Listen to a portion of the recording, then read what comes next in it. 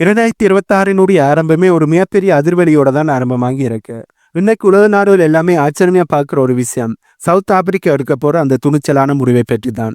Russia, சீனா, அப்புறம் Iran. இந்த 3 நாடுகளும் அமெரிக்காவோட கண்ணில விரலை விட்டு ஆட்டுகின்ற நாடுகள். இவங்களோட சேர்ந்து சவுத் ஆப்பிரிக்கா ஒரு பிரமாண்டமான கடல் பயிற்சி, அதாவது ட்ரானோ ட்ரில்லை நடத்த போறாங்க. நேவி ட்ரில்லை நடத்த போகுது. அமெரிக்கா இவ்வளவு மிரட்டி பார்த்துச்சு. ஆனா சவுத் ஆப்பிரிக்கா என்ன பதில் சொன்னாங்க தெரியுமா? நாங்க உங்களுடைய பேபி இல்ல. யாரோட நட்பு வைக்கணும், யாரோட நட்பு வைக்கக்கூடாது என்பது எங்களுக்கு தெரியும்னு சவுத் ஆப்பிரிக்கா பதில் கொடுத்துருக்காங்க. இதுவரை ராணுவ பயிற்சி மட்டும்தானா, இல்ல அமெரிக்காவுக்கு சவுத் ஆப்பிரிக்கா காட்டுகின்ற ஒரு பெரிய சவாலா? இதை பற்றி தான் இன்றைக்கு இந்த வீடியோவில் நாங்கள் தெளிவாக பார்க்க போகிறோம், ரொம்ப விரிவாக பார்க்க போகிறோம். வீடியோக்குள்ளே போகிறதுக்கு முன்னே நம்ம சேனலை சப்ஸ்கிரைப் பண்ணி பக்கத்துக்கு பெல் ஐக்கானை கிளிக் பண்ணி வைங்க. அப்போ தான் நான் போடக்கூடிய வீடியோஸை நீங்கள் உடனுக்குடன் பார்க்க முடியும். வாங்க போய் வீடியோக்குள்ளே போகலாம். இப்போ இந்த MOSI-3, அதாவது மோசி-3 நேவி ட்ரில்லை பற்றி கொஞ்சம் விளக்கமாக பார்ப்போம். ஏனெண்டா இது வெறும் 4 கப்பல்கள் வந்துட்டு போகிற ஒரு சின்ன விஷயம் இல்லை. முதல்ல மோசி அப்படிங்கிற பெயருக்கு பின்னாடி ஒரு சுவாரஸ்யமான அர்த்தம் இருக்கு. ஆப்பிரிக்காவோட ஸ்வாகிலி மற்றும் சுவானா மொழிகள்ல மோசி அப்படின்னா புகை, அதாவது ஸ்மோக் என்ற அர்த்தம். த ஸ்மோக் தட் தண்டர்ஸ் அப்படின்னு விக்டோரியா நீர்வீழ்ச்சி அவங்க சொல்லுவாங்க. அந்த வேகத்தோடையும் அதே ஆக்ரோஷத்தோடையும் நாங்கள் கடல்ல இறங்குவோம் அப்படிங்கிறதான் இந்த பேரோட குறியீடு. சரி, இந்த ட்ரில்லானது இப்போதான் நடக்குதான்னு பார்த்தோம்னா இல்லை, இது புதுசு இல்லை, ஏற்கனவே நடந்திருக்கு. மோசி 1 2019 நடந்துச்சு. அப்போவே அமெரிக்கா ஒரு கண் வச்சிட்டாங்க. மோசி 2 2023 நடந்துச்சு. இதுதான் பெரிய ஒரு பிரச்சனையா மாறிச்சதுன்றே சொல்ல முடியும். ஏனென்றா ரஷ்யா உக்ரைன் போர் உச்சத்தில் இருந்தப்போ ரஷ்யாவோட செட் சிம்பிள் போட்ட கப்பல்கள் தென் ஆப்பிரிக்காவுக்கு வந்துச்சு. அப்போவே மேற்குலக நாடுகள் கொதிச்சு போனாங்க. சரி, இப்போ நடக்க போற இந்த மோசி 3 இதுல ஏதாவது ஸ்பெஷல் இருக்கான்னு பார்த்தோம் என்றால், இந்த 2026 நடக்க போது இந்த நேவி எக்ஸசைஸ்ல 3 முக்கியமான விஷயங்கள் இருக்கு. முதலாவது ஈரானோட வருகை.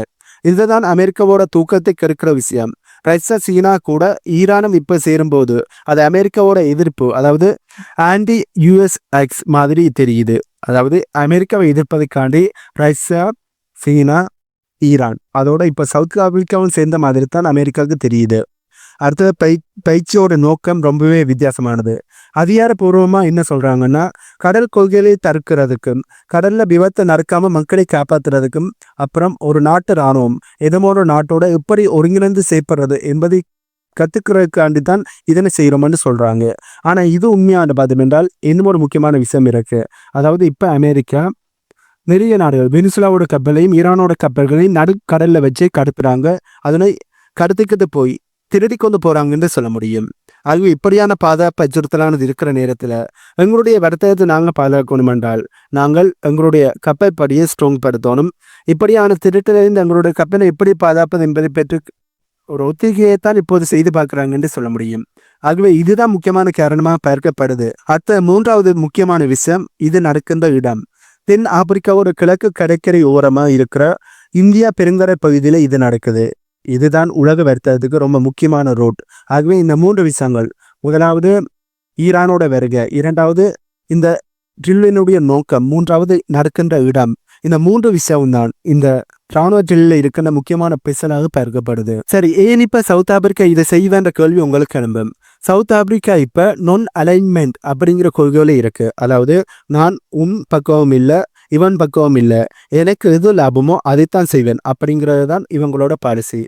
உங்க ஊர்ல போர் நடக்குதுன்னா அதுக்காக நாங்க எங்க பழைய நண்பர்களான ரஷ்யாவையும் சீனாவையும் விட்டு கொடுக்கணும் அப்படின்னு இப்ப அவங்க தைரியமாவே கேள்வி கேட்கிறாங்க. சவுத் ஆப்பிரிக்கா கேள்வி கேட்கிறாங்க. அதில் கேள்வி கேட்கும் விதமாகத்தான் இந்த ராணுவ செய்யறாங்க, இப்ப செய்யறாங்க என்று சொல்லப்படுது. இதுக்கு நடுவுல அமெரிக்காவோட பிரசிடண்டாக இருக்கிற டொனால்ட் ட்ரம்ப் அவர்கள் வேற சவுத் ஆப்பிரிக்காவை பயங்கரமா அட்டாக் பண்றார். சவுத் ஆப்பிரிக்கா G20 அமைப்பில் இருக்கவே தகுதி இல்லாத நாடு என்பது என்று ஓப்பனாகவே சொன்னார். அங்கே இருக்கின்ற வெள்ளை இன விவசாயிகள், அதாவது சவுத் ஆப்பிரிக்காவில் இருக்கின்ற வெள்ளை இன விவசாயிகளுக்கு பாதுகாப்பு இல்லை என்று மிகப்பெரிய ஒரு குற்றச்சாட்டை ட்ரம்ப் அவர்கள் முன்வைச்சிருந்தார். உண்மை என்னண்டா 2023 அமெரிக்கா தூதர் ஒருத்தர் தென் ஆப்பிரிக்கா, அதாவது சவுத் ஆப்பிரிக்கா திருட்டுத்தனமாக ரஷ்யாவுக்கு ஆயுதங்களை அனுப்புதுன்னு ஒரு டிவியில ஓப்பனாகவே சொன்னார். அப்போ ஆரம்பிச்ச அந்த பகை இப்ப கடற்பயிற்சி வரைக்குமே வந்து நிக்குது. அமெரிக்காவுக்கும் தென் ஆப்பிரிக்காவுக்கும் இடையில இப்ப மிகப்பெரிய ஒரு பனிப்போரை நடந்து கொண்டிருக்கேன்றே சொல்லலாம். ஏன்னா 2023 ரஷ்யாவுக்கு தேவையான ஆயுதங்களை சவுத் ஆப்பிரிக்கா கொடுத்தாங்கன்னு அந்த குற்றச்சாட்டு எப்போ வெளியே வந்ததோ அப்போதுல இருந்து சவுத் ஆப்பிரிக்காவுக்கும் அமெரிக்காவுக்கும் இடையிலான புகைச்சல் அதிகரிக்க ஆரம்பிச்சு இப்ப ட்ரம்ப் அவர்களோட ஆட்சி காலத்துல அது மிகப்பெரிய ஒரு பூதகரமான தீயாக மாறியிருக்கு. இப்படி அமெரிக்கா தரப்புலேருந்து சவுத் ஆப்பிரிக்காவுக்கு எதிரான நடவடிக்கைகளையும் குற்றச்சாட்டுகளையும் முன்வைக்கிறதாலையும் சவுத் ஆப்பிரிக்கா இப்ப நியூட்ராலிட்டியில இருந்து தங்களுடைய நட்பு நாடுகளோடு இணைந்து இந்த தானோற்றில் ஈடுபட்டிருக்கக்கூடிய வாய்ப்புகள் இருக்குன்னு ஒரு சில வல்லுநர்கள் தங்களுடைய கருத்துக்களை சொல்றாங்க. இப்போ இங்கேதான் ஒரு முக்கியமான விஷயமே இருக்கு. ஈரானோட கப்பல்கள் சவுத் ஆப்பிரிக்காவுக்கு வரணும்னா அவங்க கென்யாவோட கடல் வழியா தான் வரணும். ஆனா கென்யா யாரு? அமெரிக்காவோட உற்ற நண்பர். அமெரிக்காவோட இராணுவ தளங்கள் இந்த கென்யாவில் இருக்கு. ஏற்கனவே ஈரானுக்கும் கென்யாவுக்கும் இடையில ஆகவே ஆகாது. இப்போ எழும்புற கேள்வி என்னென்றால், அமெரிக்கா சொல்லி அமெரிக்காவோட ஊடரின் பேரில் அமெரிக்காவினுடைய கட்டளையின் பேரில் கென்யா அந்த ஈரானோட கப்பல்களை தடுத்து நிறுத்தமா? அப்படி ஏதாச்சும் நடந்தா அது ஒரு சர்வதேச பிரச்சனையா மாறிடும். ஆகவே கென்யா என்ன செய்ய போறாங்க என்பதுதான் கேள்வியா மாறி இருக்கு. நீங்க இந்த வீடியோ பார்க்குற நேரத்தில் இந்த ராணுவத்தில் ஆரம்பிச்சிருக்கக்கூடிய வாய்ப்புகள் கூட இருக்கு. இதே நேரத்தில் தான் ரஷ்யாவில் என்ன நடக்குதுன்றதை நாங்கள் கொஞ்சம் கவனிக்கணும். ஏற்கனவே புடினவங்களோட வீட்டை சுற்றி 91 உக்ரைனோட துவங்கள் தாக்க வந்துச்சுன்னு ரஷ்யா தரப்புலேருந்து ஒரு தகவலை சொல்லி மிகப்பெரிய ஒரு குண்டை தூக்கி போட்டாங்க. ஆனால் உக்ரைன் தரப்புலேருந்து என்ன சொன்னாங்க? இதெல்லாம் போய் சமாதான பேச்சுவார்த்தை குழப்பறதுக்காண்டு ரஷ்யா செஞ்ச வேலை என்று ரஷ்யா மீது பழகி போடுகிறார்கள்.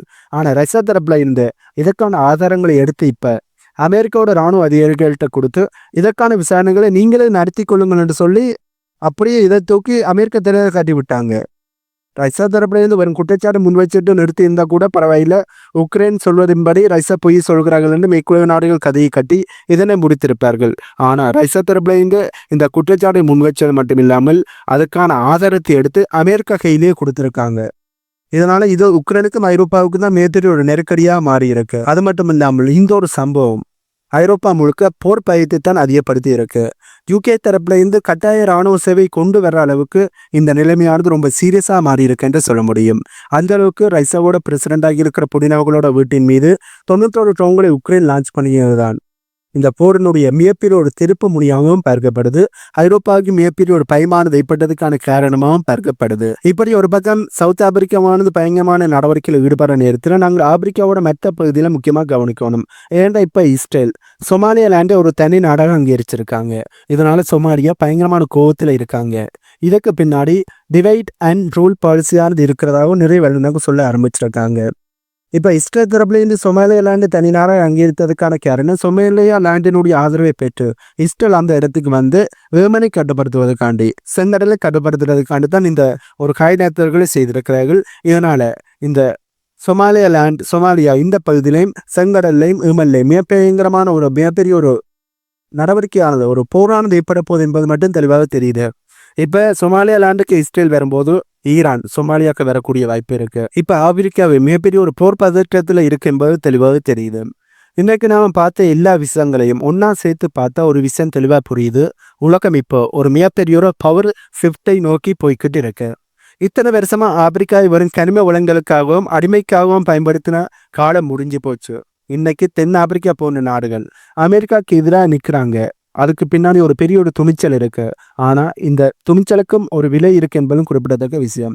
ஒரு பக்கம் இஸ்ரேல் சொமாலியா லேண்டை தனி நாடாக அங்கீகரித்து அங்கே இருக்கின்ற கடற்பகுதியை அதாவது செங்கடலை தன் வசப்படுத்த பார்க்குது. இன்னும் ஒரு பக்கம் ஐரோப்பா தன்னோட எல்லையை பாதுகாக்கிறதுக்காக மெரிட்டானியா போன்ற நாடுகளுக்கு பணம் கொடுத்து அங்கு வர்ற அகதியரை கொடுமைப்படுத்த சொல்லுது. இதெல்லாம் பார்க்கும்போது மேலை நாடுகள் இன்னும் அந்த பழிய டிவைட் அண்ட் ரூல்ஸ் பாலிசியை தான் இப்போ வெவ்வேறு வடிவத்தில் செஞ்சுக்கிட்டு இருக்காங்க என்பதுதான் பலருக்கு எழும்புற எண்ணமாக இருக்கு. சரி, இதால இப்போ நாங்கள் பார்த்த விஷயங்களால் எங்களுக்கு ஏதாவது ஆபத்து இருக்கான்ற கேள்வி உங்களுக்கு எழும்பும். இன்னைக்கு தென் ஆப்பிரிக்காவில் நடக்கின்றது, நாளைக்கு இந்தியாவுக்கு அல்லது ஈசாவுக்கு நடக்கக்கூடிய வாய்ப்புகள் இருக்கு. சொமாலியா லேண்டுக்கு நடக்கிறது, சொமாலியா பகுதியில் நடக்கிறது, இந்தியா அல்லது ஏசிய நாடுகளுக்கு நடக்கக்கூடிய வாய்ப்புகள் இருக்கு. ஏன் நான் இதை சொல்றேன் என்றால், இப்போ ஒரு பகுதியினுடைய பவரை தக்க வைக்கணும், பவரை எடுக்கணும் என்றதுக்காண்டி எருமோன நாட்டில் ஒரு சின்ன ஒரு பகுதியை ஒரு தனி நாடாக அங்கீகரித்து அந்த நாட்டில் எந்த நாடு பவரை எடுக்கணும்னு நினைக்குதோ அந்த நாடு உட்காரக்கூடிய வாய்ப்பு இருக்கு. உதாரணத்துக்கே சொல்றேன், இப்போ சொமாலியா லேண்டை இஸ்ரேல் கைப்பற்றுவதற்கான காரணம் என்ன? அது தனி நாடாக அங்கீகரித்து அங்கே வரதுக்கான காரணம் என்ன? அந்த செந்தர பகுதியினுடைய கண்டோட தன் கைவசம் எடுக்கணும் என்றதுக்காண்டி. ஆகவே இதே மாதிரியே ஏசியாவிலையும் தன்னுடைய பவரை அமெரிக்கா நிலைநிறுத்தணும் என்றதுக்காண்டி இந்தியாவில் இருக்கின்ற ஒரு பகுதியை தனி நாடாக அங்கீகரித்துட்டு அந்த பகுதியில் அமெரிக்காவோ மேற்குலக நாடுகளோ வந்து உட்கார்ந்துக்கிட்டு இந்தியாவை அடிமைப்படுத்தக்கூடிய வாய்ப்புகள் இருக்கு. இதனைத்தான் மேற்குலக நாடுகள் நிறைய பகுதியில் செய்கிறார்கள். மிடில் ஈஸ்டில் செய்கிறார்கள், யூரோப்பில் இதுதான் நடக்குது, அதே மாதிரி ஆப்பிரிக்காவிலும் இதுதான் நடக்குது. இது ஈஸியாவிலும் வரக்கூடிய வாய்ப்புகள் இருக்கு. ஸோ நாங்கள் இந்த வீடியோவோட எண்டுக்கு வந்துட்டோம். இப்போ என்னட்ட இருக்கிற கடைசி கேள்வி என்னென்னா, ரஷ்யா, சீனா, ஈரானோட சவுத் ஆப்பிரிக்கா சேர்றது ஒரு புதிய உலக மாற்றமாக இருக்குமா, இல்லாட்டி அமெரிக்கா இழந்து தன்னோட ஆதிக்கத்தை மீட்கிறதுக்காண்டி இன்னும் ஒரு போரை தொடங்குமா? இதுதான் எனக்கு எழும்பி இருக்கிற கேள்வி. அது மட்டும் இல்லாமல் உக்ரைனில் நடக்கிற ட்ரோன் தாக்குதல்கள், யூகேவில் கட்டாய இராணுவ சேவை, இதெல்லாம் பார்க்கும்போது நாம் ஒரு 3வது உலக போரினுடைய ஒளிந்தில் நிற்கிறோமான்ற ஒரு பயமும் எங்களுக்கு எழும்புது. நீங்கள் என்ன நினைக்கிறீங்க? சவுத் ஆப்பிரிக்கா தங்களுடைய நட்பு நாடுகளோடு இணைந்து மிகப்பெரிய ஒரு நேவிற்றில்லை செய்கிறது அவர்களுக்கு நல்லதா? இதற்கு எப்படியான விளைவுகளை அவர்கள் எதிர்கொள்ள வேண்டி இருக்கும்? இஸ்ரேல் சொமாலியா லேண்டை தனி நாடாக அங்கீகரித்து அதில் அவர்கள் வந்து உட்கார போகிறார்களே, அதை பற்றி என்ன நினைக்கிறீர்கள்? இப்போதும் மேற்குலக நாடுகள் டிவைட் அண்ட் ரூல்ஸ் பாலிசி கடைப்பிடிக்கிறார்களே, அதனை வெவ்வேறு வடிவில் கடைப்பிடிக்கிறார்களே, இதனால் எங்களுக்கு ஏதாவது ஆபத்து வருமா, அல்லது எங்களுடைய நாட்டு அரசாங்கங்கள் இதனைத்தையும் தடுத்து நிறுத்துவார்களா? இதை பற்றி நீங்கள் என்ன நினைக்கிறீங்கள்? இதனை பற்றி உங்களுடைய கருத்துக்களை கீழே பண்ணுங்க. இன்றைய வீடியோவில் நான் சொன்ன தகவல்கள் புதிதாக இருந்திருக்குமென்னு நான் நம்புகிறேன். இந்த தகவல்கள் உங்களுக்கு புதிதாக இருந்தால் இந்த வீடியோக்கு லைக் பண்ணி நம்ம சேனலை சப்ஸ்கிரைப் பண்ணி பக்கத்துக்கு பெல் ஐக்கானை கிளிக் பண்ணி வைங்க. அப்போ தான் நான் போடக்கூடிய வீடியோஸை நீங்கள் உடனுக்குடன் பார்க்க முடியும். இன்னும் ஒரு புதிதான தகவல்கள் உள்ளடங்கிய ஒரு வீடியோவில் உங்களை மீட் பண்றேன்.